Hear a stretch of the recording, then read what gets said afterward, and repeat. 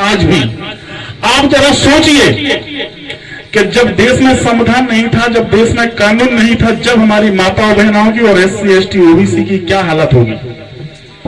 सम्मानित साथियों, जो ओबीसी वर्ग हमारा है, उस ओबीसी के साथ में अभी रीवा में एक हमारे यादव समाज के भाई थे, दादाजी, एक यादव समाज के भाई थे।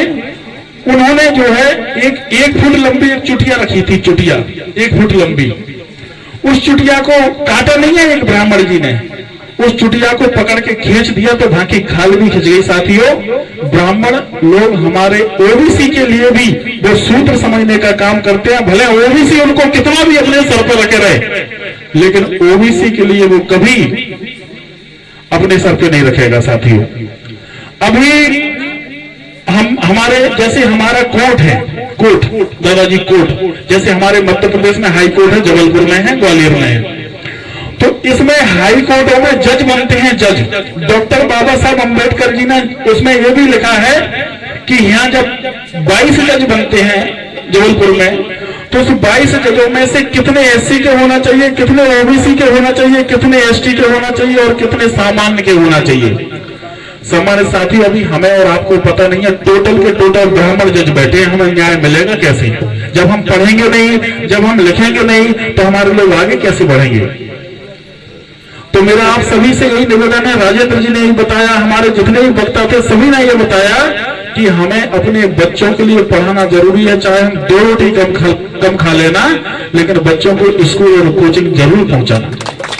वो 2 रोटी से तो काम चल जाएगा, लेकिन बच्चों का जो समय पढ़ने का निकल जाएगा, फिर वो दोबारा उनकी जिंदगी में नहीं आता। उम्र जो निकल जाती है, आज का दिन हमारा आज यहाँ से निकल जाएगा, फिर जो लौट के जिंदगी में वापस नहीं आएगा, ना जो तुम्हारा आपकी जिंदगी में आएगा और ना हमारी जिंदगी में आएगा। तो मेरा आपसे यही आग्रह है कि उनके जो चाले हैं, अभी राजेंद्र जी ने एक दारू शराब के ऊपर एक बात रखी थी, उनकी जो चाले हैं, ये चाल मैं आपको स्पष्ट कर देता हूं। जैसे ग्राम हिम्मतपुर को मैं उदाहरण के तौर पे आपको बता देता हूं। इस हिम्मतपुर ग्राम पंचायत में ब्राह्मण, Thakur, Jatav, SC ST OBC सभी लोग रहते हैं। जो दारू की कलारियां होती हैं, दारू की कलारियां, तो दारू की कलारियां एससी एसटी ओबीसी में ही के डेराओं में मिलेंगी, उनके उसमें नहीं मिलेंगी जहां ब्राह्मण ठाकुर रहते हैं।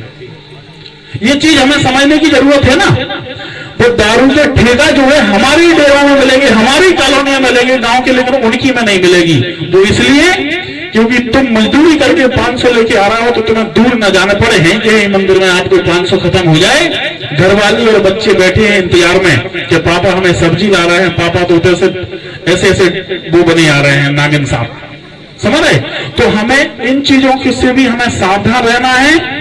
और हमारे जो स्कूल है, स्कूल के बगल से ठेका खोल रखे हैं, स्कूल के जातरफ बातरफ खोल रखे हैं, जबकि नियम ऐसा है कि 100 मीटर तक स्कूल के आसपास कोई कलारी नहीं होना चाहिए। वो सारे नियम तोड़े बैठे हुए हैं, क्योंकि हम पढ़े लिखे नहीं है, हम उन चीजों को समझ नहीं पा रहे हैं।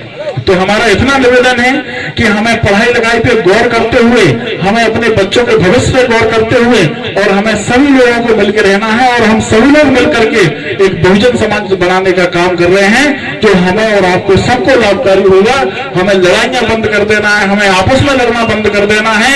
अगर हम आपस में लड़ेंगे तो हमारा कोर्ट कचहरी थाने में पैसा जाएगा, और उस लड़ाई को हम ग्राम पंचायत की चौपाल पे बैठ के खत्म कर देंगे बुजुर्गों के हिसाब से, तो हमारा कोर्ट कचहरी थाने से पैसा बच जाएगा।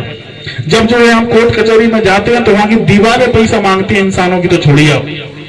तो लड़ाइयां हमें बंद करना है, और अगर हो भी गई है तो गांव की चौपाल पे निपट के बैठ लेना है। तो मेरा इन्हीं शब्दों के साथ मैं अपनी बात को खत्म करता हूं।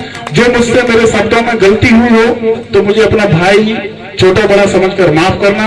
सभी को मेरा जय भीम, नवोदय, जय मंडल, जय ओबीसी।